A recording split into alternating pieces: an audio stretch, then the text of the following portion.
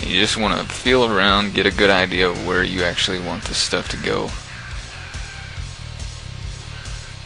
You know, eyeball it a little bit, try to imagine what it would actually look like.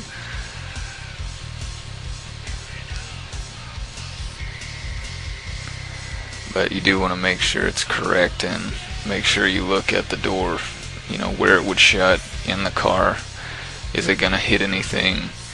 Is it going to be too fat for the door? Is it going to, bump into your seat or into your dashboard or anything else? Going to obstruct the door jamb or anything? But once you figure that out, you go ahead and mount these dudes. And I'm just eyeballing it right here. You can mark underneath here, and I'm going to screw these into the back of the door. You can super glue them, but I don't like to super glue or hot glue or whatever,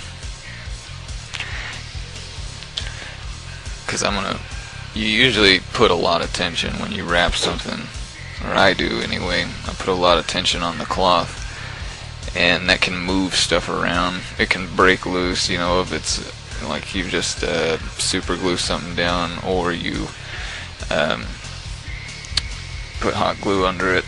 You pull too hard on something, put too much tension on it, it can break loose from where it was, and then you're kind of screwed right there, because you have to pull your fabric back off, find out where it was before, get it back down. So what I'm going to do is just mount these to the door with screws.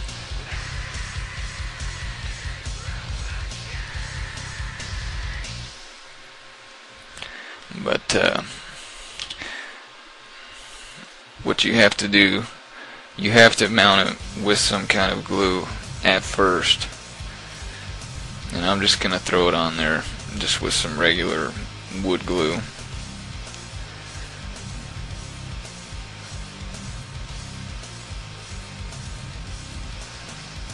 That way, whenever that dries, it'll hold it to the door.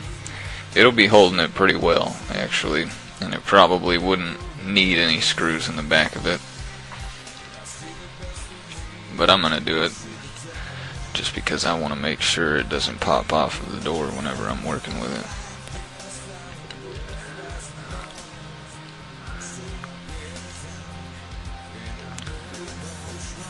And you got to make sure too at this stage it is lined up exactly how you want it,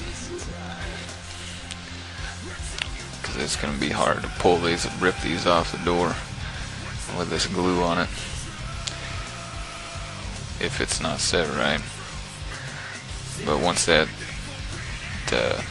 glue dries, you can just flip the door over, and those holes you drilled in the back, you can see them through there. There'll be glue coming out of them in the inside of the door panel.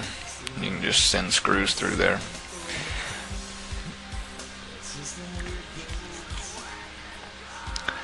Now, as you can see, I've already wrapped this whole thing.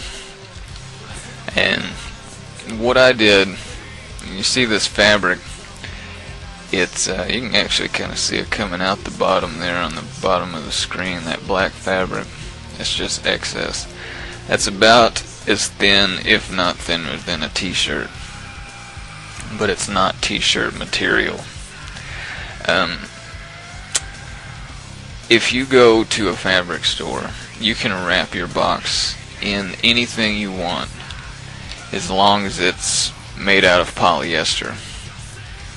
And I always use 100% polyester material of any kind. Like for something like this, even kick panels, a lot of times you'll want to use a thinner fabric, just because it doesn't bulk up your part as much as fleece will.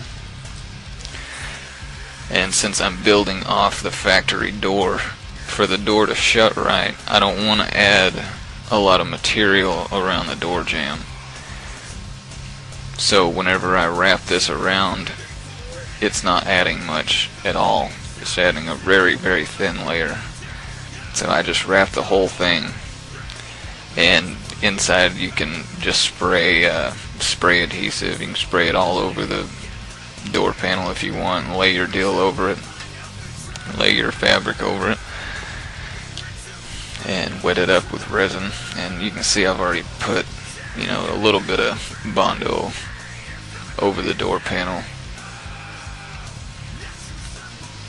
But I also do want to point out that I'm not going completely all out with this door. Like I'm not doing what I should do if I was actually putting this into a car. I'm not beefing up the structure as much. I did lay some fiberglass with just one layer over the area that you see Bondo on right now, just because those were weak areas that had just nothing underneath them. You see up here at the top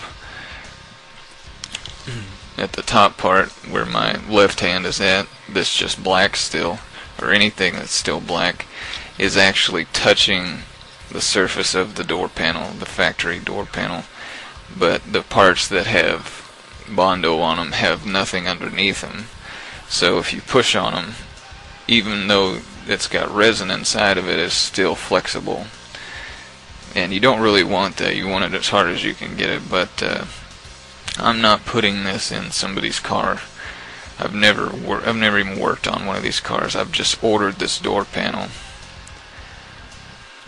Just to give an example, as most of you know that were already with me when we were waiting for this video to come out.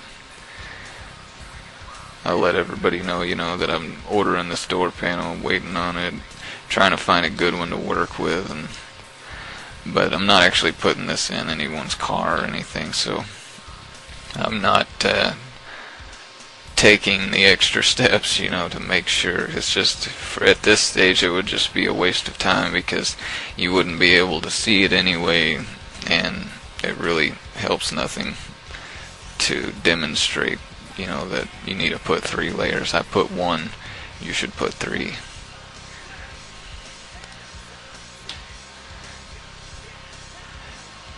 But right now I'm just going over the areas, and these areas that lay flat to the door panel are going to be easy to sand, and you don't need a whole lot of body filler. There shouldn't be that many gaps and things like that.